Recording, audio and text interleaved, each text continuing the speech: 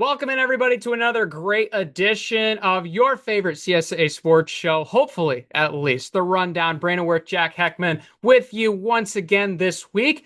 It is August, and that means fall sports are just around the corner. We're going to get into some sport previews this month, and we started off with a little football. Maybe not the American kind, but the one across the pond, talking boys soccer, as well as at the end of the show, we will touch on boys tennis, as we have a couple conference teams. We'll highlight them and where these teams expect to be, and we can expect to be seeing them this coming fall. But Jack, we got a great episode here and a lot of things to cover. And I mean, it's the fall season. Everybody's excited, not for school, but the fact that sports are back. Yeah, most definitely. Got some exciting sports we're entailing today.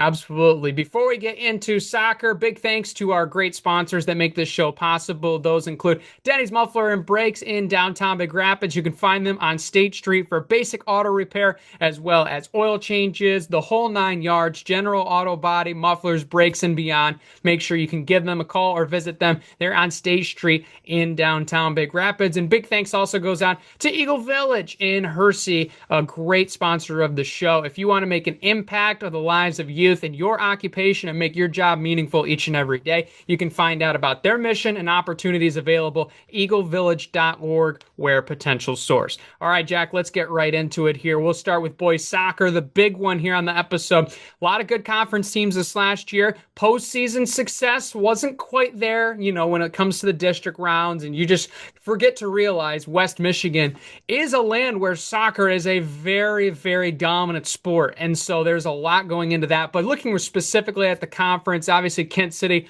really was kind of the team we were looking at in the preseason as, wow, they're going to be a really good squad. We knew Big Rapids was also going to be right with them. Maybe a two-horse race, maybe a considerable three with one of the M37 schools. We were seeing where they could be. Tri-County really had a showbout year. Coach Armstrong did a great job with that group. Overall, Kent City dominated the regular season, ended up beating Big Rapids and the rest of the field to hold off what was really a two-horse race there in conference action, but the Eagles get it done.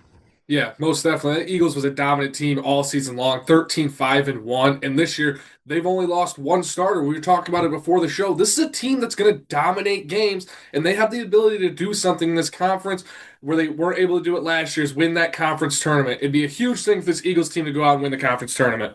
Absolutely. Coach Sanchez already very excited from what I hear for this coming season. And Coach Hayden should be as well with the Cardinals, especially what we saw last year. Looking at the overall standings, the Cardinals were right with them right there in close games in the regular season, but they get their revenge when it matters most, the conference tournament, and the Cardinals knock off Kent City for that win last year. It was a huge win. I actually remember being there because we were on the field, not necessarily playing the game, of course, and getting our ankles checked, but we were down there, and it was a very intense game, and the Cardinals were able to get it done, and it was a very, very exciting match overall. But they're going to be very excited this year, Big Rapids as well, and we'll obviously highlight different things that each team are going to be improving on. But M37, right, Newaygo and Grant, both teams were very good last year. Consistency, a little bit up and down, especially on the defensive side of the ball, where a lot of teams might be overpowered in that side of the state. Then obviously you have Tri-County, who was really, really good last year in comparison to what many people thought, hey, maybe they might have a little bit of a down year. No, they really battled back, and they had some really good competitive games this last year.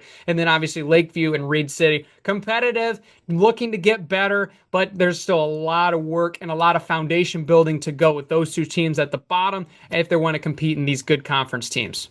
Yeah, most definitely. A team, you were talking about Tri-County. My question this year is, how is Tri-County going to be able to get back to that level they were at last year? 3rd seed in the conference tournament, but you lose 3 first-team all-conference players, and those were all of your all-conference players, and you had an honorable mention that's going to return. But is Tri-County going to be able to get back to that 3? Are they even going to be able to get back to a 4 or 5 seed where you saw a Grant and Newaygo last year at the 4 and the 5? Nuego's returning 3 first-team all-conference players. That's going to be a huge boost. Where I think I could see the Newaygo Lions and the Tri-County Vikings end up flip-flopping right there. Could be some flip-flopping indeed. Looking at last year's all-conference teams, Kent City with 6 first-team honorees, as well as Big Rapids with 5, Newaygo and Grant each with 3 apiece, Tri-County also with 3, Lakeview with 1, and then obviously honorable mention marks, all of the teams having 1 respectively. And ironically, only 3 out of those 7 honorable mentions altogether are returning. I thought that was very, very interesting as far as all the departures going in and out. But I think you're right, Jack, as we kind of look into this year with a lot of information that we have. There's a lot of the core coming back for Kent City. You mentioned 10 out of 11 starters, I believe Coach Sanchez told me earlier on this summer that they're expecting to have back. They're battling some injuries right now in the summer, but right now they're the team that looks to be locked and loaded to try and go after not only that regular season sweep for back-to-back regular season titles in conference play, but they probably took that Big Rapids game personally. The Cardinals know that, and the Eagles are ready to go after them again this year with what is a loaded team. Yeah, most definitely. I think it's far and away this Eagles team is your conference favorite. And then that second, third place, who responds and who takes that? But going back to Kent City, this is a team that's going to be able to dominate. We were talking before this on how good their defense is. They play an elite defense. Big Rapids plays the opposite. They're high-powered, high-scoring offense that can go out, but they're going to lose their goalkeeper, Nick Pischel. They also lose another one out of those. They lose 2 out of their 5 first team all conference, where Kent City 5 of 6 returning. It's going to be a huge reload for this Kent City team. Not necessarily a rebuild for Big Rapids, but they're also going to have to figure out a way how to reload and get to that same level as Kent City. For sure. And with Kent City, obviously, you mentioned what is a stout defensive team. I looked at my notes earlier. They've only scored 51 goals this year, which is different to Big Rapids' 67. But the main difference, the Cardinals giving up 49 goals, Kent City only allowing 19 goals all year long. And all those games played only 19. Many clean sheets, especially Posas Servin. Their goaltender was incredible last year. There is the keep spot. He was incredible, especially with a really good defensive front. And as you mentioned, Kent City bringing back a lot of those key players. Duran, Copado Perez also coming back this year, was an all-conference player last year. Vanderwest was a really, really high spot as well. They do lose Uriel Vega, who was a really good core piece to that team. Really, that's the 1 out of the 11 we were referring to earlier. But this team should be ready to go. You look at the Big Rapids side as well. I mean, especially for Coach Hayden's, this team right offensively, a lot of power and goal scorers. And William Hayden's is right there. He's been one of those key players for this team. Obviously, you mentioned, Jack, losing Nick Pischel at the goalkeeper spot, open spot. Maybe we'll see if somebody can take that spot and run with it and improve that department defensively and goaltending wise. Looking into next year, Keaton Edwards also a key loss for the Cardinals this last year. But they still have Wesley Hayden's. They have William Hayden's. They're going to have Reese Kilpatrick back, who was a really good player last year. And so there's going to be some key spots that there's going to be that young depth that's going to be tested really early on, especially for the Cardinals in their schedule, playing a lot of those tougher teams, right? They had the highest MPR last year, even though they didn't have the number of wins, because there were all those teams. The opponent win percentage, I believe last year, I wrote it down, was 480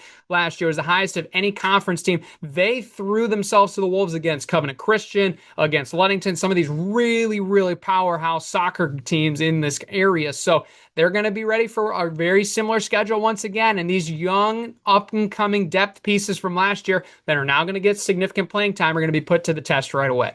Yeah, this roster has to have a quick turnover in this fall and get back to being that team that's, you got to compete with those elite teams to go far in the playoffs, and that's why they're preparing for themselves. They're preparing themselves to go out, battle with these top-tier teams outside of conference play, to then come in, win conference, and actually do something in the playoffs, go out and maybe go on a miracle Cinderella run in the playoffs. I wouldn't call it really a Cinderella, but the area that we're playing in, Big Rapids, not necessarily a boys' soccer school, but they've got a big 3. It's just who else is going to surround him on that pitch. Absolutely. Tri-County, a team that finished 3rd last year, but losing a lot of those pieces from last year into this year. They've been working this offseason. I know Coach Armstrong is looking to see where he's got the holes that need to be filled, and especially a lot of them from last year, losing guys like Anthony Jones, Zay Olivia, that were key contributors. Aiden Gonzalez is a senior last year. Those were all very key contributors for that squad. So how are they going to reload? Are they going to be able to counterbalance, right? When you play Big Rapids and you play those M37 teams that are very good offensively and have a lot of skill. So that'll be very something interesting to watch. And I mean, when you look at both M37 teams, right, with Tri-County last year, right, Tri-County with 7 wins, then you had Newaygo with 6, and then Grant with 4. Those teams were all in the mix and really kind of splitting with each other nonetheless. But you're going to expect Grant and Newaygo to really rebound. There are both teams that have showed in years past, despite, a little bit of a down year, you take 1 year and then they build it back. So Well, how competitive will they be this year, especially playing some of the tough teams on their schedule? Newaygo had a little bit easier of a strength of schedule last year than Grant did on the other hand, and got them a couple extra wins and some confidence. But this will be a very interesting offseason for both of these staffs, for Grant and as well for Newaygo. You'll just have to see what Coach Macias as well as Coach Santana have in mind for those two teams if they're going to battle in their conference this year. Yeah, most definitely. Grant, Newaygo, huge rivalry across all sports. These two teams hate each other. And guess what? They match up in the conference tournament. Grant goes out and wins 3-0. That's got to be a sour taste in the Lions' mouth. This is a team that wants to come out. They want to absolutely blow the doors off of Grant next season. And that's going to be an exciting matchup when those two teams come to play. Absolutely. The M37 rivalry is as good as any of them in West Michigan, and there's no doubt about that. The last two teams, Lakeview and Reed City, and obviously for Lakeview, have shown that they've been a powerhouse, right? Especially you look back a decade and you follow those years in towards where we are now. They show that they were a very, very good club, and they could very much do it on both sides of the ball. They had great midfield. As one that played against that team way back in the day in my high school years, always very, very talented in the midfield and could be able to turn that game defensively, offensively, and transition as good as anybody. But the last couple of years, they've struggled a little bit. You look at the record last year, only 5-16, a team that played a lot of good teams, but just really didn't have the defensive prowess and consistency like similar to Newaygo and Grant, but they just didn't have some of that senior leadership up front to be able to score at the same limit. But I think Lakeview could be a team that maybe will take a jump this year. Obviously, they're going to have some holes to fill, and they're going to be riding out, especially a young man, Jose Martos Rios, one of the very talented all-team or all-first-team players from last year. He's going to be heavily relied on in that scheme, and so he's going to have to be great. And you look especially at the Coyotes, right? Reed City, Coach Beam takes over last year. Still a lot of work to be done, right? Building the foundation. If you're looking at as a fan from that perspective, you're scrapping what you saw last year as far as records go. You're taking the positives and how do you capitalize them in bunches coming up this year. The schedule, right? Can you take advantage of those games that you can win and build confidence right away? And right, you're relying on some of these new pieces coming in and some of these younger guys to take that step forward this year, not only to just be able to control the ball much better. That's especially where the game starts for Reed Cities. Can they be able to possess the ball against some of these tough teams, which is a tough thing to do. And you can see, especially for Reed City, that a lot of the possession time is in the opponent's hands. They're going to have to be able to take advantage of that. But they're going to have to see what not only Coach Beam, as well what those team members are going to be able to do and how those players are going to respond this year after what was a tough season last year. Yeah, most definitely. There's never any chance, any possibility where you don't want to win a game all season. That's what just happened to Reed City. You have one returning honorable mention. It's going to be a highlight with Caden Beam. This is a team that just has to get boots on the ground this year. We're not chasing a conference championship. We're really not even chasing second place. We're just trying to build some wins, build some foundational pieces, and build some foundational wins where you can go out. Maybe you get to the 2-win. Maybe you get to 3. You get to 5, and that's a huge highlight for the season. But it's really, when do you get that first win? And once you get that first win, how do you build on that first win going forward?